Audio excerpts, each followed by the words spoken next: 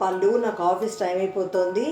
నీకు రేపటి నుంచి ఎగ్జామ్స్, నువ్వు బాగా చదువుకోవాలి, మంచి మార్కులు తీసుకురావాలి. నాకు టైం అయిపోతుంది. నీకు అసైన్మెంట్ ఇచ్చా కదా, నువ్వు వచ్చిన వెంటే మళ్ళీ అప్పచెప్పించుకుంటాను, ఓకేనా? వద్దు అంటే ఉద్యోగానికి వెళ్తావు, మనకంత అవసరం ఏమొచ్చింది? ఏ పిల్లాన్ని కూర్చోబెట్టి చదివించలేవా నువ్వు? అందుకే అది తక్కువ మార్కులు వస్తున్నాయి, నీ వల్లే తక్కువ మార్కులు వస్తున్నాయి నా మనవడికి. ఏంటి పండు, మ్యాథ్స్లో డౌటా? ఒక్క నిమిషం ఉన్నానా, ఒక్క నిమిషం.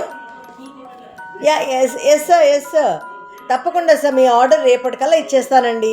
డెఫినెట్గా I keep it my words అండి. తప్పకుండా మీకు నేను మీరు అనుకున్న టైంకి మీ ఆర్డర్ మీకు అందుతుంది సార్. థ్యాంక్ యూ నాన్న. చెప్పినాను మీకు ఏ డౌటు? ఓ, ఇలా చేయకూడదు నాన్న, తప్పు నాన్న. ఇలా చేస్తే పొద్దున్న లేచినప్పటి నుంచి ఫోన్లు పట్టు కూర్చుంటావు. ఆర్డర్లు అంటావు, డెలివరీలు అంటావు, మీటింగ్లు అంటావు.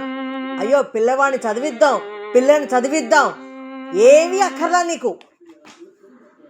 నాన్న, నీకు హాఫ్ అన్ అవర్ టైం ఇస్తున్నాను. నువ్వు ఆ లెసన్ ఫినిష్ చేసి నాకు అప్పచెప్పాలి. ఈ లోపల నేను బట్టలు ఆరేసి వస్తా, సరేనా? Good bye.